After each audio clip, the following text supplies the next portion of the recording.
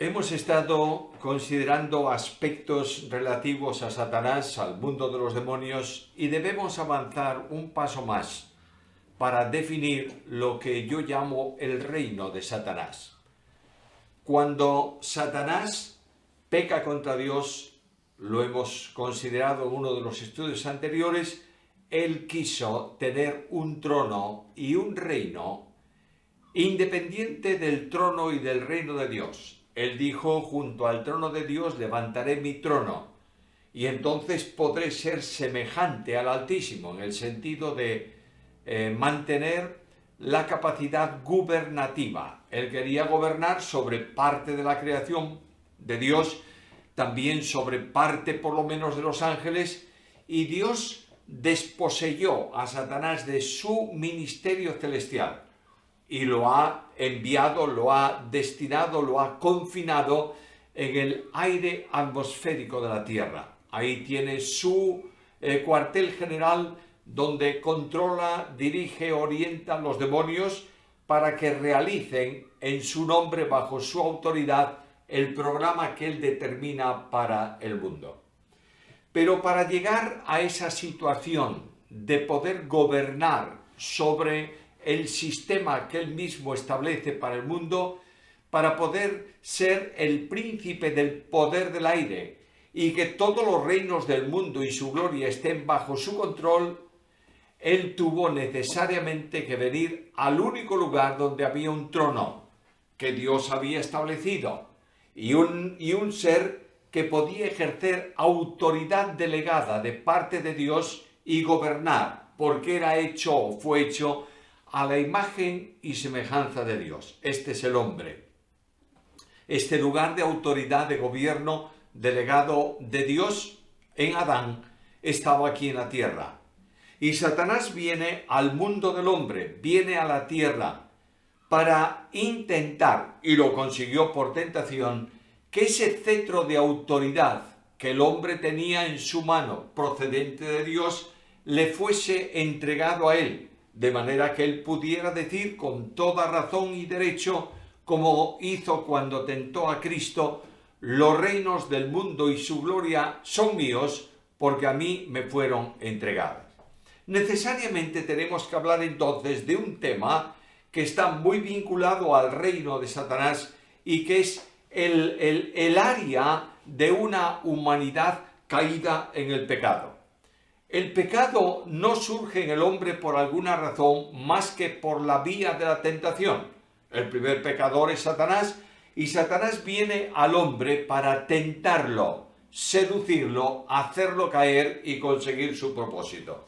El relato bíblico de la tentación está en el capítulo 3 del libro de Génesis, y leemos el primer versículo: pero la serpiente era astuta más que todos los animales del campo que Jehová Dios había hecho, la cual dijo a la mujer: con que Dios os ha dicho, no comáis de todo árbol del huerto. Notaréis que aquí se habla de la serpiente.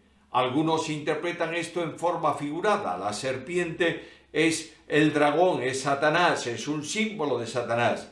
Otros piensan que Satanás vino y tomó un animal del campo, en este caso la serpiente, para que por medio de ella pudiese dialogar con la mujer. Es muy probable que esto último sea también así. Es decir, Satanás no se puede materializar visiblemente para hablar con Eva, como va a hacerlo, porque entre otras cosas existen solamente dos seres humanos, Adán y Eva, y Eva se preguntaría inmediatamente: ¿y quién es este? Él viene en el cuerpo de un animal para, utilizando ese recurso físico, poder dialogar con la mujer. Viene el tentador y nos dice que era astuta. Cuando se habla de astucia, se habla de inteligencia.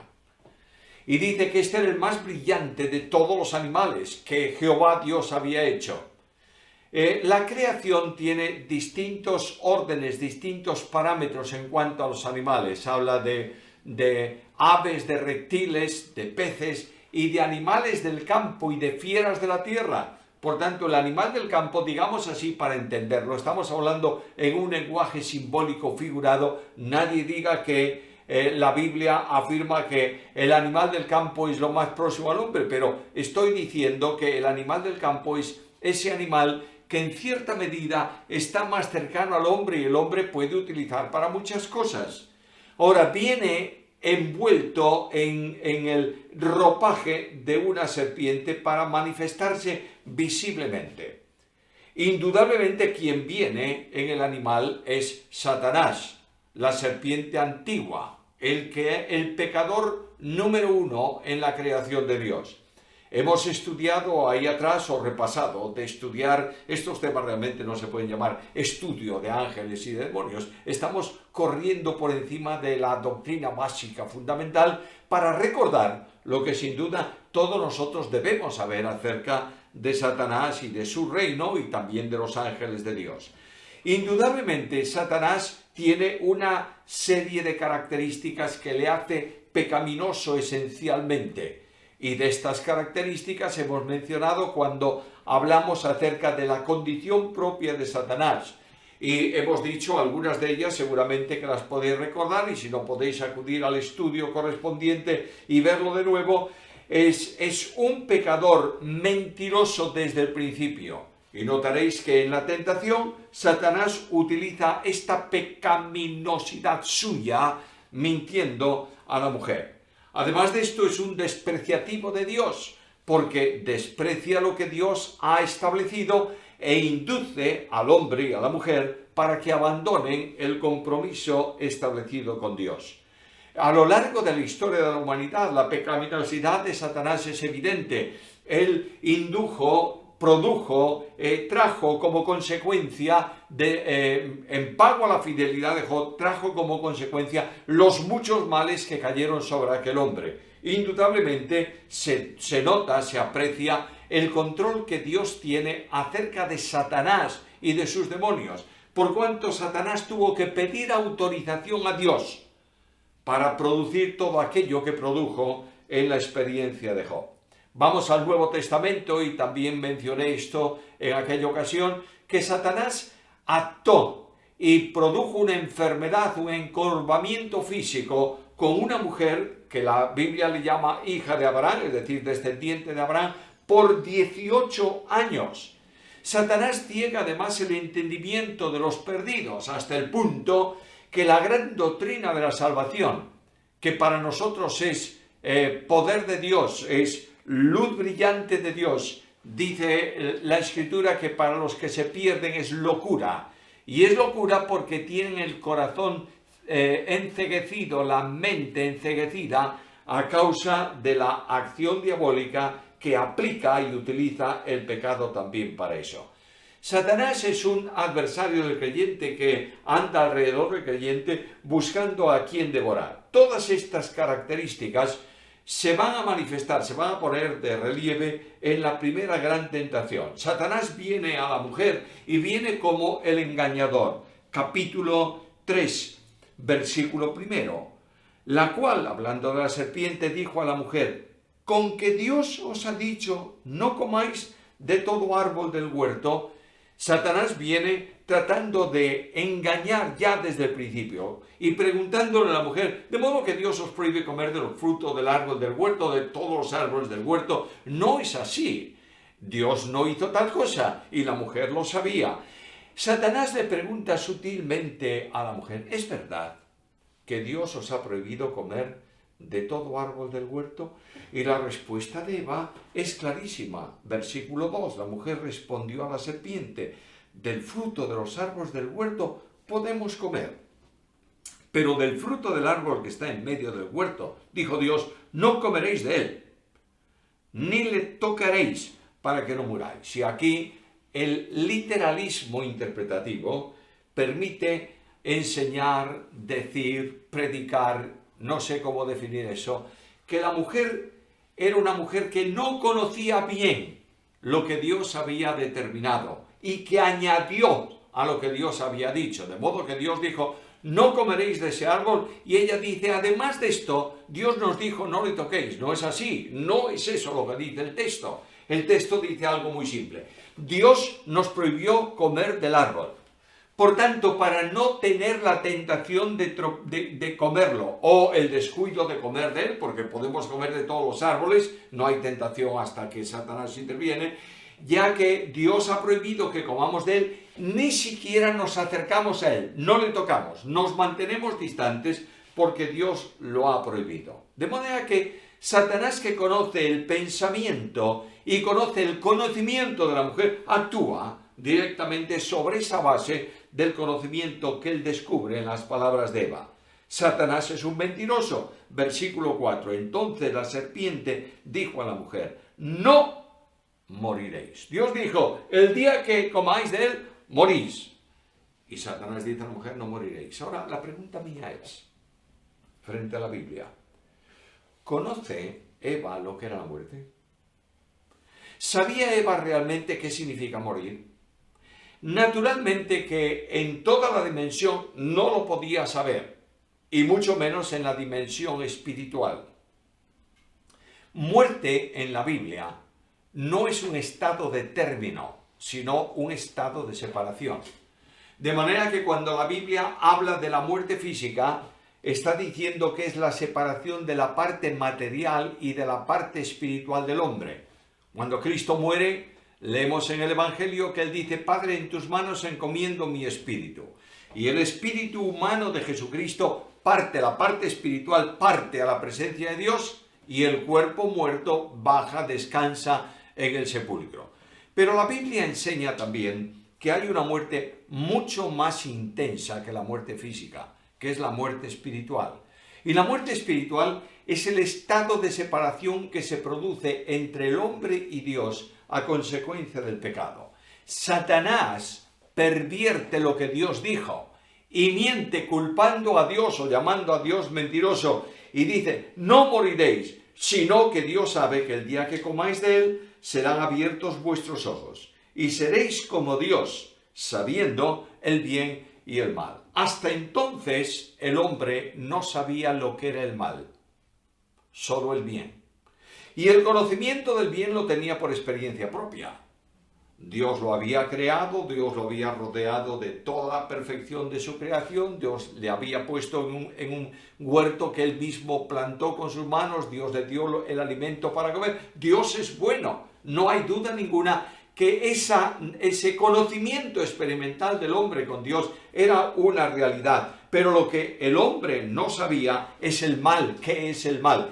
Y dice: ¿sabes? La razón por la que Dios os hizo esta prohibición es porque Él tiene envidia de vosotros. O de otra manera, Él quiere manteneros esclavizados, porque si vosotros coméis de lo que Él prohibió, vendréis a ser como Él, conociendo lo que hoy no conocéis.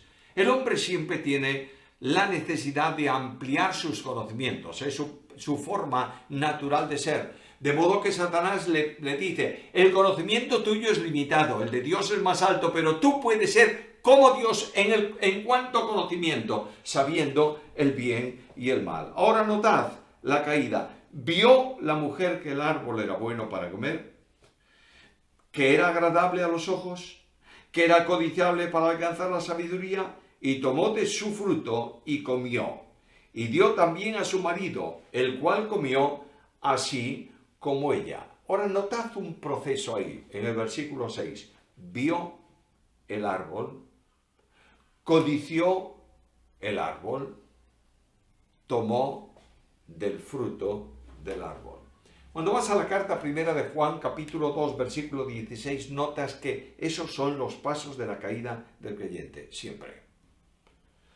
Los deseos de los ojos, los deseos de la carne y la concupiscencia de la vida. Siempre que se produjo una caída por un hombre que tiene relación con el pueblo de Dios o pertenece al pueblo de Dios, fue así. Recuerda que cuando Acán descubre el manto babilónico y aquella porción de oro en la conquista de Jericó, dice él en la confesión que vio el manto de oro y el manto babilónico y el lingote de oro, codició y tomó. Cayó.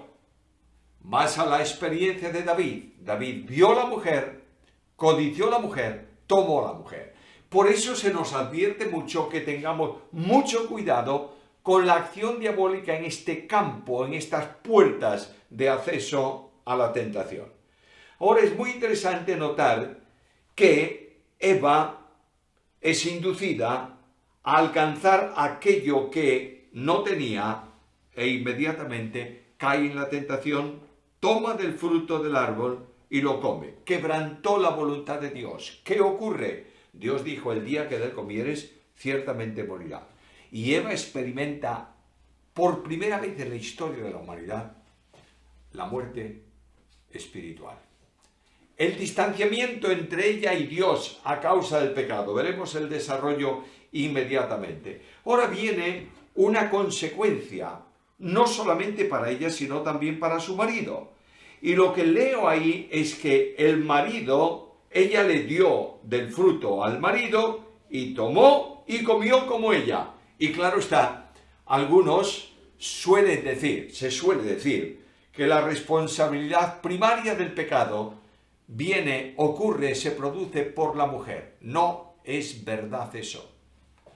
La mujer comió siendo tentada. Pero Pablo dice: pero Adán no fue tentado. De manera que el hombre comió porque quiso y obedeció a la mujer. Y en ese sentido, la mujer le dijo: mira, este es el árbol, este fruto del árbol de la ciencia del bien y del mal. Por tanto, mira, tómalo porque podemos desarrollar un conocimiento muy especial. En la tentación de Eva hay una sutileza que a veces nos pasa desapercibida. Primer problema. Satanás es todo un experto en arte sutil para conseguir su propósito. Primer problema, hay un animal que habla. Y yo puedo imaginarme a ese animal, el que fuera, delante de Eva, diciéndole: Eva, de modo que Dios dijo... Y ella miraría al animal. Y diría: pero ¿cómo es posible? Este no hablaba. Y hoy habla conmigo. ¿No será que es verdad que si el animal inferior a mí comió de ese fruto, llega a dialogar conmigo? Si yo como de ese fruto, entonces podré ser igual a Dios. ¿Notas la sutileza? No vino para decirle: mira, Dios es un mentiroso y tú tienes que levantarte contra él. Fue muy sutil, poniéndole astutamente cosas delante de ella. Segunda cuestión.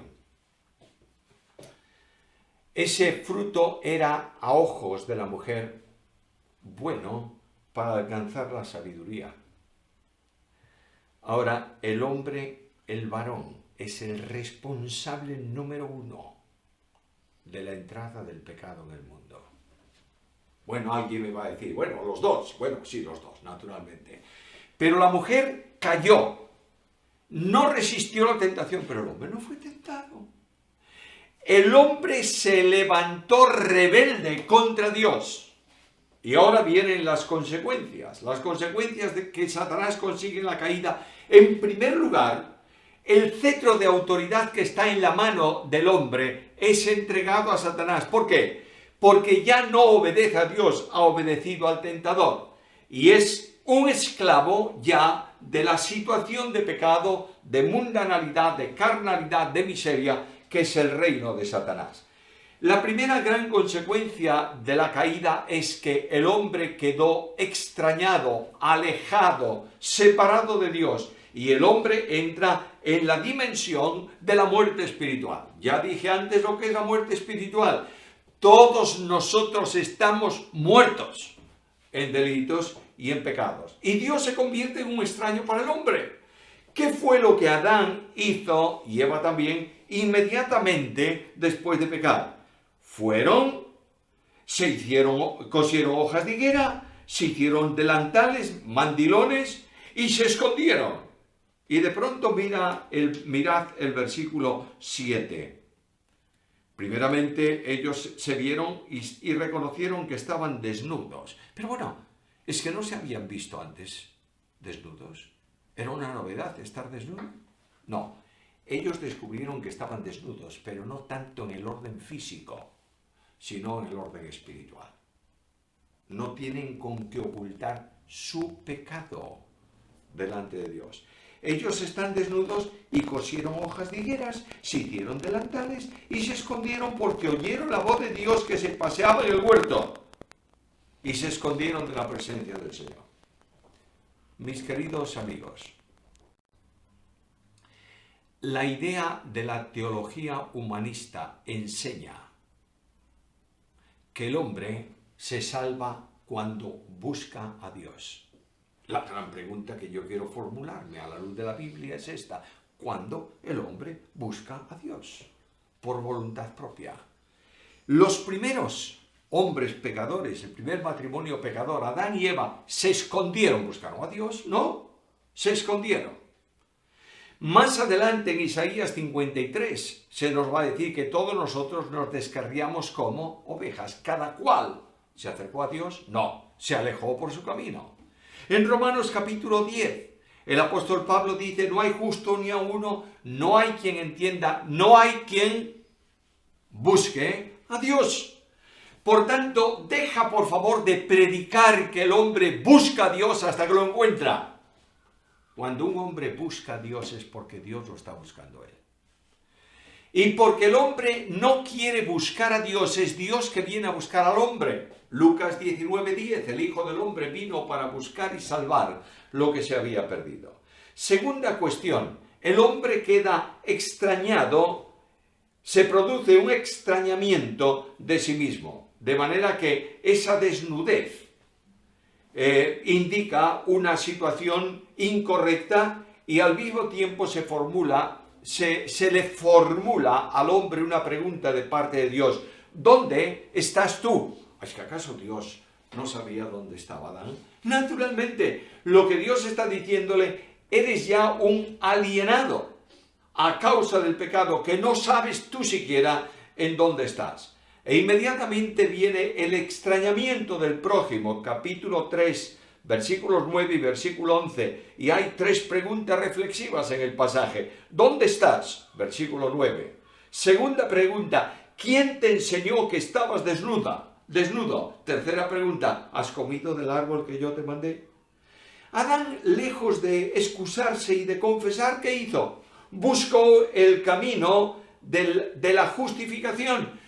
Señor, yo no tengo culpa, la culpa no fue mía, la culpa fue de ella. Y en última instancia, mira por favor el versículo 12, el hombre respondió: la mujer que me diste por compañera me dio del árbol y yo comí. Es decir, yo no tengo ninguna culpa, fue ella la culpable. Pero en último extremo fuiste tú eres el responsable, porque si no me hubieras dado a esta mujer, yo no hubiera tenido problema. Hermano querido, siempre que tú y yo caemos en algún pecado, buscamos una disculpa. Porque es normal. Bueno, yo hice esto, pero. Siempre hay un pero para justificar. Ahora, el problema del pecado no es que produzca este efecto en los dos primeros pecadores y luego haya una reconversión y un perdón y un acercamiento y un cambio. No, es que viene, Dios convoca a los tres, a la serpiente, al hombre y a la mujer, para decirles las consecuencias de aquel hecho. En primer lugar, versículo 14, la maldición de Dios sobre el tentador. Jehová Dios dijo a la serpiente: por cuanto esto hiciste, maldita serás entre todas las bestias y entre todos los animales del campo. Sobre tu pecho andarás y polvo comerás todos los días de tu vida, y pondré enemistad entre ti y la mujer, entre su simiente y la simiente suya. Esta, la simiente de la mujer, te herirá en la cabeza y tú le herirás en el calcañar. No podemos entender que la serpiente era un animal de 4 patas o de más patas y de pronto se arrastra por el suelo. Lo que está diciendo el texto, y hay un enorme simbolismo en los 4 primeros capítulos del libro de Génesis, lo que está diciendo el texto es esto: vas a descender a la parte más vil, andar por el polvo, y eso es un desprecio natural para el hombre. Nadie quiere andar arrastrado por el polvo. Tú te vas a arrastrar, pero al mismo tiempo Dios anuncia el primer mensaje de su gracia: de la descendencia de la mujer nacerá alguien que pisará, herirá, aplastará la cabeza, y la serpiente le va a morder en el talón, en el calcañar. Y esto se va a cumplir en Cristo. Cristo es descendiente de la mujer. Cristo es concebido por obra del Espíritu Santo en una mujer, María. y es de María de quien toma todos los elementos de la naturaleza humana. Por tanto, Jesucristo nuestro Señor es el Hijo eterno del Padre eterno en su condición divina, pero es el Hijo de María en cuanto a condición humana. Por tanto, de ella, de la mujer, de la descendencia de la mujer que había obedecido, surgirá el vencedor de Satanás, que es precisamente Jesucristo. El futuro de Satanás está anunciado aquí. Durante el milenio va a ser atado, Apocalipsis capítulo 20, versículos 1 al 3, y finalmente, después del juicio final sobre Satanás, capítulo 20 de Apocalipsis, versículo 10, va a ser arrojado para siempre al lago de fuego, al infierno bíblico, donde estará él con sus ángeles todos y también con los que han seguido su camino y se pierden porque no han creído en el unigénito Hijo de Dios. Ahora viene la acción sobre la mujer. Y la pregunta que yo quiero formularme ¿es una sentencia o es una advertencia? No tengo duda que la autoridad de Dios se manifiesta en cuanto a Satanás. Esto es así. Pero en cuanto a la mujer está diciéndole Dios, mira, ¿sabes una cosa? La consecuencia de tu pecado es esta: multiplicaré en gran manera los dolores en tus preñeces. Con dolor darás luz a los hijos y tu deseo será para tu marido y él se enseñoreará de ti. Ahora, fijaros una cosa. Cuando Dios establece la autoridad del hombre y de la mujer, le dice enseñorearos de los animales de la tierra, sojuzgar, etcétera, etcétera. ¿Cuál fue la manifestación de autoridad de parte de Adán sobre la creación que Dios le había dado? Le puso nombre a los animales. Dios trajo los animales y le dijo, a ver, tú eres el jefe de ellos, tú eres el dueño de ellos, ¿cómo quieres llamarle? Y le puso nombres. Pero Adán no puso nombre a la mujer. Cuando Adán vio la creación de Dios delante de él, dijo, no se puede llamar de otra manera más que varona. Es decir, es igual que yo, pero diferente. Adán reconoce la igualdad de la mujer. En modo alguno se le ocurrió ni pensó nunca enseñorearse de ella. Y de pronto Dios le dice, tu marido se va a enseñorear de ti. ¿Cómo puedo verificar esto? Inmediatamente que esto ocurre, Adán dice, te llamarás Eva, y le pone un nombre porque él es el dueño. Y ahí comienza la gran tragedia de la mujer en el mundo. Y quiero decirte que muchas reclamaciones llamadas feministas son hechas con cierta razón. El hombre ha abusado de la mujer, ha dominado como si fuese el dueño. Y cuando un creyente cree, cuando un hombre cree y es regenerado, eso cambia radicalmente. De manera que de dominar, de mandar, de ejercer autoridad, leo en la Biblia, maridos, amad a vuestras mujeres así como Cristo amó a la iglesia y se entregó a sí mismo por ella. Ahora, el hombre comienza a funcionar en la esfera del pecado y hay también una advertencia contra el varón. Versículos 17 al 19. Por cuanto obedeciste la voz de tu mujer y comiste del árbol de que te mandé diciendo no comerás de él, maldita será la tierra por tu causa. Luego la maldición del pecado ha afectado a la naturaleza. Pablo dice que toda la naturaleza gime esperando la redención de los hijos de Dios, el alumbramiento de los creyentes. Ahí hay un tremendo simbolismo, no podemos entrar en él, pero la consecuencia es que además la tierra, en lugar de producir buenas cosas, produce espinas y cardos. Y además de esto, el trabajar en el campo para producir los alimentos necesarios y cosecharlos, dice la Biblia que será con cansancio, con el sudor de tu frente. Así que toda la naturaleza y todo el entorno cambia a consecuencia del pecado. Naturalmente, dejadme terminar, voy a terminar de esta manera. Algunos toman carta primera a los Corintios, en donde se habla de lo que algunos interpretan que es la escala jerárquica, en donde se dice que Dios es el primero, Cristo es el segundo, el varón el tercero, la mujer el cuarto, en una escala jerárquica. Carta primera a los Corintios. Por favor, abramos un momento la Biblia y terminamos ahí. Carta primera a los Corintios, capítulo 11 y versículo 3.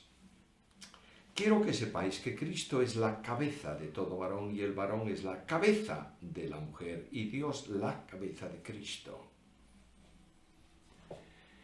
Ahí el versículo no comienza hablando de Dios Cristo, sino Cristo varón. Y no dice que Cristo es la cabeza de los creyentes.